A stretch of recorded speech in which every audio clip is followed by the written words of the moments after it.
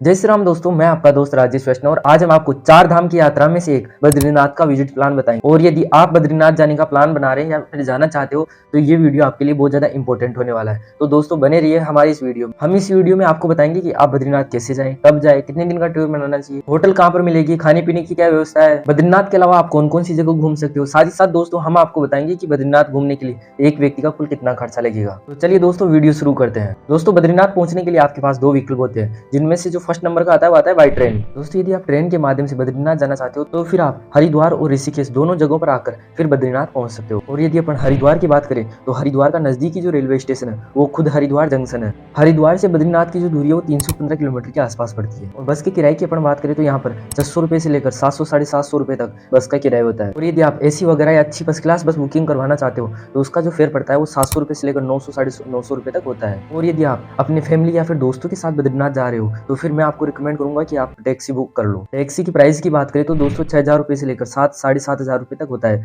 और इसमें आप 8 से 9 लोग के आसपास बैठ सकते हो। दोस्तों आप टैक्सी के माध्यम से भी बद्रीनाथ पहुंच सकते हो। और यदि आप ऋषिकेश से होते हुए बद्रीनाथ जाना चाहते हो तो फिर आप ऋषिकेश के नजदीक रेलवे स्टेशन योग नगरी ऋषिकेश पर आ सकते हो। ऋषिकेश से जो बद्रीनाथ की जो दूरी है वो 295 किलोमीटर के आसपास पड़ती है। इसका जो बस का किराया है वो 600 रुपए से लेकर 1000 रुपए के मध्य होता है, जिसमें आपको सेमी सीटर बस वगैरह, वोल्वो, एसी, नॉन एसी वगैरह बस आपको वहाँ मिल जाती है। और यदि दोस्तों आप हरिद्वार में लेट नाइट तक पहुंचते हो और आप फिर हरिद्वार से फिर केदारनाथ के लिए निकलना ही चाहते हो तो फिर आप हरिद्वार से जोशीमठ के लिए आपको टैक्सी मिल जाएगी। टैक्सी वाला आपसे 100 रुपए के आसपास लेता है। और हरिद्वार से जोशीमठ की जो दूरी है वो 45 किलोमीटर के आसपास पड़ती है। अब बात करें दोस्तों अपन सेकंड ऑप्शन की, जो कि है फ्लाइट। और दोस्तों यदि आप फ्लाइट के माध्यम से ही बद्रीनाथ पहुंचना चाहते हो तो फिर आप देहरादून आकर बद्रीनाथ पहुंच सकते हो। देहरादून से बद्रीनाथ के लिए आपको बहुत सी प्राइवेट और गवर्नमेंट बसें मिल जाएगी, जिनमें आपको एसी और नॉन एसी दोनों बसें वहां पर मिलती है, जो आपको बद्रीनाथ छोड़ देगी। अब बात करें दोस्तों आपको बद्रीनाथ में रुकने की क्या व्यवस्था है। तो दोस्तों आपको बद्रीनाथ में रुकने के लिए आपको बहुत सी होटल, रेस्टोरेंट, ढाबा और साथ ही साथ धर्मशाला और आश्रम की व्यवस्था की गई है। यदि आप इन समय भी नहीं रुकना चाहते हो तो फिर वहां पर जीएम की व्यवस्था है। दोस्तों आप यदि आश्रम में रुकना चाहते हो तो उसकी प्राइस की बात करें अपन तो वहां पर जो प्राइस है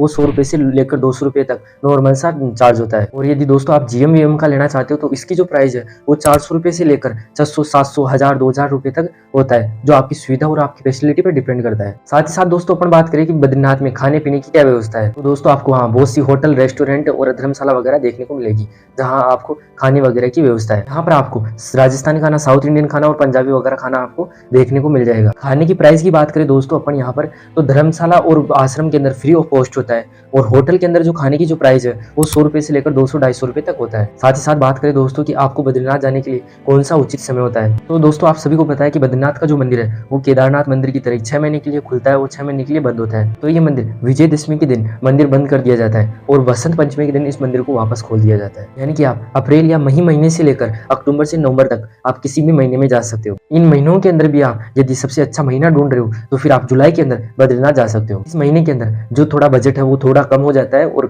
दर्शन भी आपको अच्छे से होंगे। अब बात करें दोस्तों कि आप बद्रीनाथ दर्शन करने से पहले आपको क्या क्या करना चाहिए। दोस्तों बद्रीनाथ दर्शन से पहले आपको स्नान करना चाहिए। अब सवाल उठता है कि हम स्नान कहाँ करें। दोस्तों आप स्नान वगैरह तब कुंड में कर सकते हो। यहाँ पर दोस्तों प्राकृतिक रूप से गर्म पानी रहता है, तो आप बद्रीनाथ की ठंड को देखते हुए आप वहाँ स्नान वगैरह अवश्य कर सकते हो। और यदि आप स्नान वगैरह नहीं कर सकते हो तो फिर आप वहाँ पर हाथ मुंह धोकर भी आप बाबा की दर्शन वगैरह कर सकते हो। दोस्तों आपकी विशेष जानकारी के लिए बता दूं कि वहाँ पर बद्रीनाथ के अंदर आपको किसी प्रकार से फोन और कैमरा अलाउ नहीं है, तो आप अपने फोन और कैमरे को अपनी होटल या फिर धर्मशाला वगैरह में आप वहाँ रख सकते हो। दोस्तों बद्रीनाथ दर्शन करने के बाद में जब आप बाहर आओगे तो वहाँ पर आपको दिखेगा ब्रह्म कपाल, यानी कि दोस्तों ब्रह्म कपाल के अंदर पिंडदान वगैरह करवाए जाते हैं। और यदि आप पिंडदान करवाना चाहते हो तो फिर आप पितृ कपाल के अंदर जाकर पिंडदान वगैरह करवा सकते हो। अब बात करें दोस्तों आप बद्रीनाथ के अलावा कौन कौन सी जगह घूम सकते हो। उनमें से दोस्तों जो सबसे फर्स्ट नंबर पर आता है वो आता है माना गांव। दोस्तों ये कोई ऐसा वैसा गांव नहीं है, ये भारत की अंतिम छोर का गांव है जो बद्रीनाथ से करीब 3 किलोमीटर के आसपास पड़ता है। इस गांव के बाद भारत की बॉर्डर खत्म होती है और चीन की बॉर्डर शुरू हो जाती है। माना गांव घूमने के बाद में आप निकल जाओ विष्णु जी की चरण पादुका। दोस्तों विष्णु जी की जो चरण पादुका है वो बद्रीनाथ से 2.5 किलोमीटर के आसपास पड़ती है।